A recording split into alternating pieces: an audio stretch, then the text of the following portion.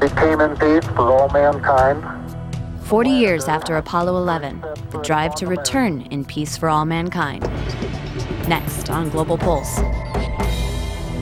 a comparison of how media worldwide are covering the new race in space.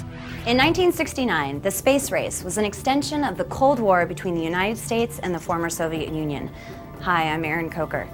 Russia Today marked the Apollo anniversary by touting Russia's technological superiority then and now. Few in the Soviet Union doubted that this round of the space race between the two superpowers would also be won by the USSR. With the N-1 lunar rocket, the USSR's plans became more realistic. Its engines rolled off the construction line in this plant before America's Apollo 11 blasted off. There was a suggestion to display these engines at an exhibition, and one of them was shown. Everyone was surprised at how advanced they are, even 20 years later. 17 years ago, an American company purchased the first lot of Russia's Soviet space engines. The Soviet engines will help Moscow and Washington unite for further joint space exploration. The race to the moon has new players, willing to pick up where the U.S. left off. The BBC questioned why. It is still breathtaking. 1, 0. In essence, this vast undertaking was all about one thing: beating the Soviet Union in the space race, getting to the moon first. 40 years later, the likes of China, Russia and India are all talking about their future lunar missions. But the massive government budgets that funded Apollo no longer exist. Some are asking an important question. What is the point in putting man back on the moon? A way to prove themselves as global powers for one, national pride and bragging rights for another. India's NDTV showed just how far that nation was willing to go to get their flag on the moon. This instrument, called the Moon Impact Probe, will explore the moon from very close range.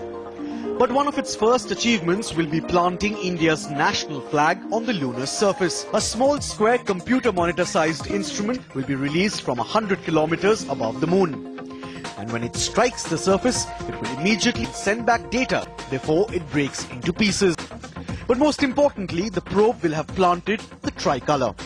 India will be the fourth nation to have planted its national flag on the moon. As India tries this challenging task on its maiden moon mission, it will be looking to take a stride ahead of China. But that stride is going to have to be awfully big. Sure, India's flag is on the moon, in pieces, but as CCTV reported, China sent flag-waving taekwonauts into space. He's waving to us. He's waving to us. The flag of the People's Republic of China, the flag of the People's Republic of China is unfurled by one astronaut. With the background of the Earth, we can see the flag. He's waving the flag. This is simply unbelievable. I'm Hu Jingtao. After you got out of the airlock module, how did you feel? The spacesuits was very comfortable. I was very proud of our country. But forget national pride and power politics. Germany's Deutsche Welle used the Apollo 11 anniversary to bring the moon down to the Earth. The moon landing destroyed many myths, but speculation continues about the influence of the moon on Earth.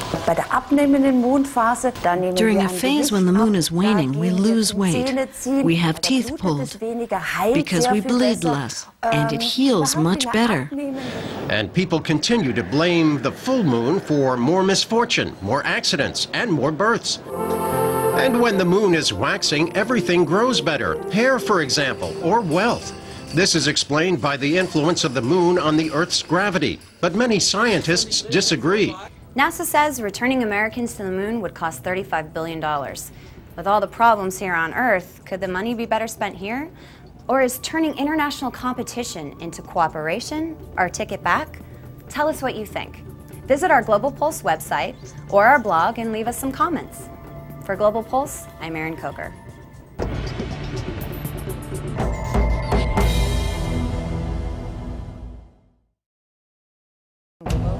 If you watch the news, then what you know is not enough.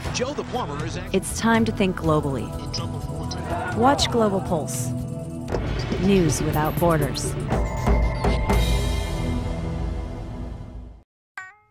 This program is brought to you by Link TV for educational and non-commercial use only.